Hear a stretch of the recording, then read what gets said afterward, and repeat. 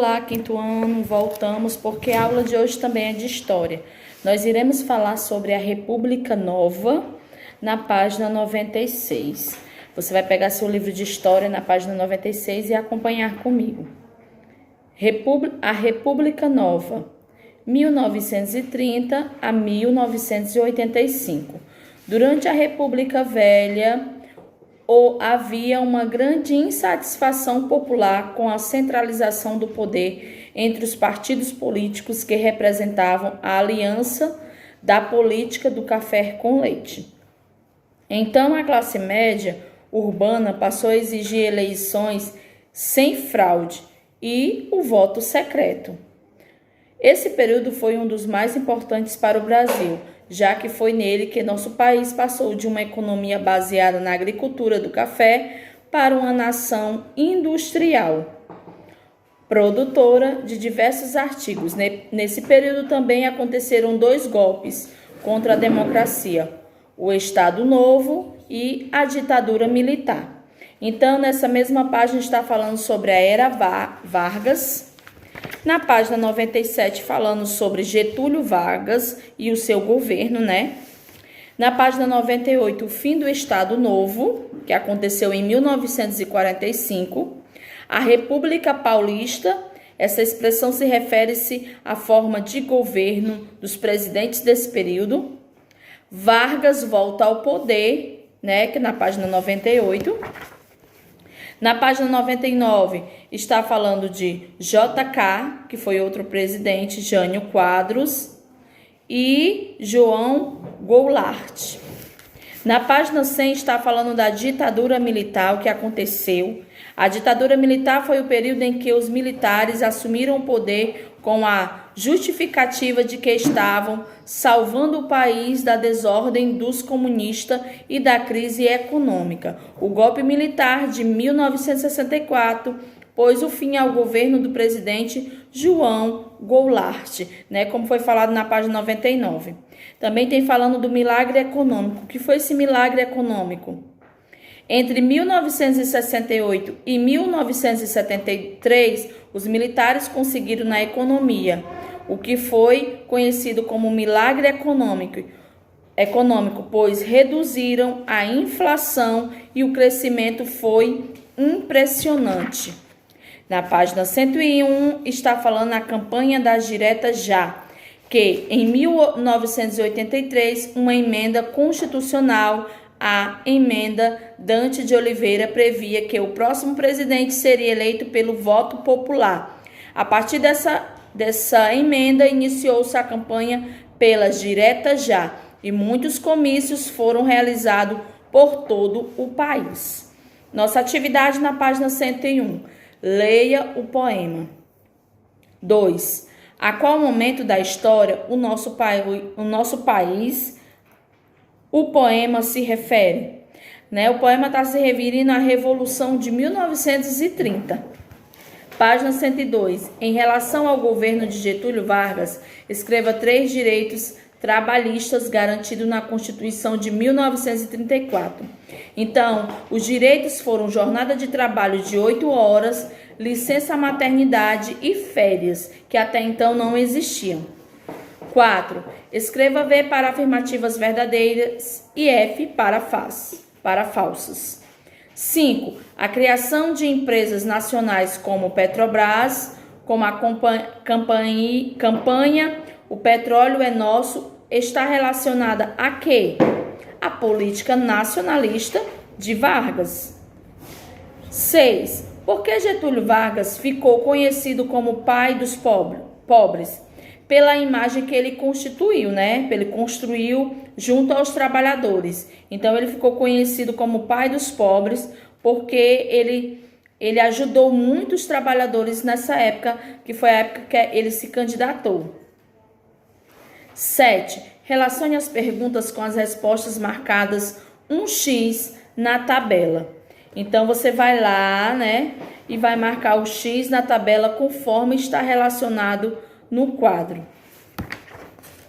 Página 103. Leia o trecho da canção de Chico Buarque, de Holanda, composta na época da ditadura brasileira. Agora responda as perguntas. A quem o compositor se refere-se no verso como você é quem manda? O compositor está se referindo ao governo militar que quis comandar naquela época. B. Escreva a parte da canção que indica a esperança de uma mudança no país. Então, a parte que fala é: apesar de você, amanhã há de ser outro dia.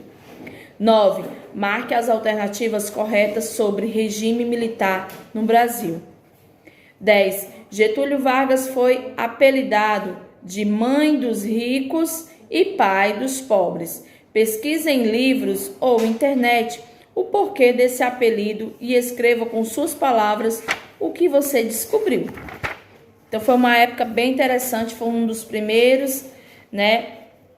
Como foi que ficou o nosso Brasil, né? Depois das eleições do voto secreto. Então é muito importante nós sabermos o que aconteceu e o que os brasileiros passaram para chegar até aqui, né? Agora vamos para a página 104, a Nova República. 1985 aos dias atuais, hoje, né? José Sarney, presidente que assumiu o poder após a ditadura militar, teve dois grandes desafios: desmontar a ditadura, implementar definitivamente a democracia na sociedade brasileira e resgatar a economia do nosso país, que foi muito abalada. Então ele criou muitas normas, né? Ele estabeleceu muitas novas regras, né, no nosso país, novas leis, e no quadro amarelo está falando as propostas que aconteceram no Brasil depois que José Sarney entrou no poder. Aí nessa página também está falando sobre a Constituição de 1988. A Constituição de 1988 apresentou várias conquistas e entre elas foi as eleições diretas para presidente, que hoje existe, né, governadores e prefeito, direito ao voto para analfabeto, que não existia, o voto obrigatório entre 18 a 70 anos, voto facultativo para jovens entre 16 e 17 anos e outros. E na página 115 fala sobre as eleições diretas, o governo de Fernando Collor, o governo de Fernando Henrique Cardoso, o governo de Lula, né, na página 106, e Dilma Rousseff, a primeira mulher eleita presidente no Brasil, na página 107, tá bom? Agora vamos para a nossa atividade na página 108. Em 1985, com a morte do presidente Tancredo Neves, escolhido de forma indireta pelo Congresso Nacional, assume em seu lugar o vice-presidente José Sarney.